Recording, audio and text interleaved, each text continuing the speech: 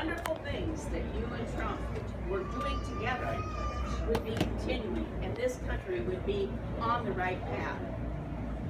Do you ever second guess yourself? That was a constitutional right that you had to send those votes back to the states. It was not like you were going to personally elect them. We all know by the number of votes that were there who won that election. Well, let me speak to that Changed issue. history for this country.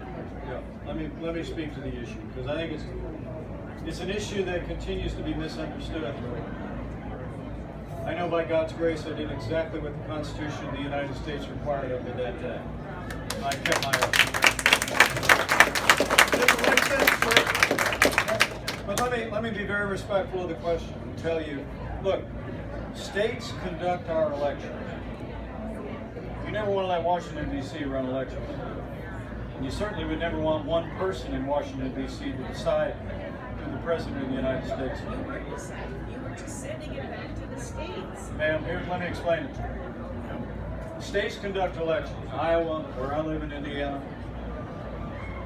And after there were questions in a half a dozen or so states, we had reviews of the results, 60 different lawsuits that went to the courts. Where there are questions, there's two ways that they're reviewed. Number one is you take those issues to the legal process in the state for recount. Okay? Secondly, you take them to the courts, which we did very aggressively.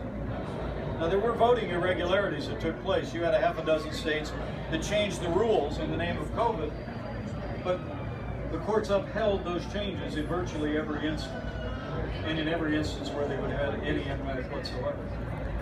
At the end of the day, when Iowa certified your results and sent them to Washington, D.C., when Indiana certified our results, the Constitution of the United States in Article 2, the job of the Vice President is to serve as the presiding officer of a joint session where you open and count the votes.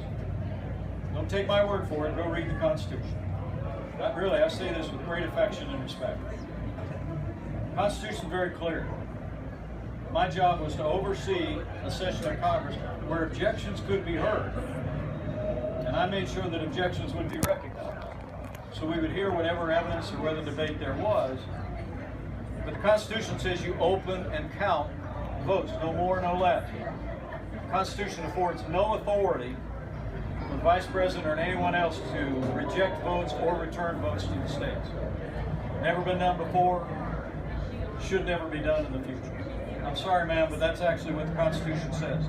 No Vice President in American history ever asserted the authority that you have been convinced that I have. And I want to tell you, with all due respect, and I said before, I said when I announced, President Trump was wrong about my authority that day, and he's still wrong. I believe it with all my heart. Now, that being said, I am encouraged by the fact that states around the country have been passing changes in election laws at the state level that are protecting the integrity of the vote. I frankly think we ought to have voter ID in every state in this country.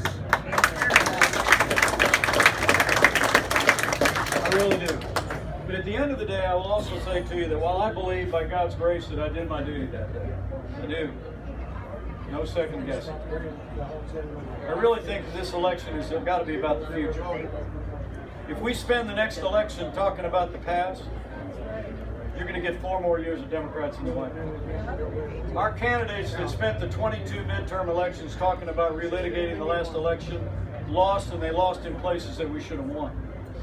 So I promise you, I'm going to stand on what I did. I'm going to stand on the Constitution, and any job I ever have in the future, I promise you, I'll keep my oath even when it hurts, like it says in Psalm 15. That's the job that you have. You raise your right hand and you promise to support and defend the Constitution of the United States. I believe we did that. But all this debate notwithstanding, I say to my friends in the room, and we're friends all, we're all on the same team as near as I can tell. But folks, we got to be focused on the future. Elections are about the future.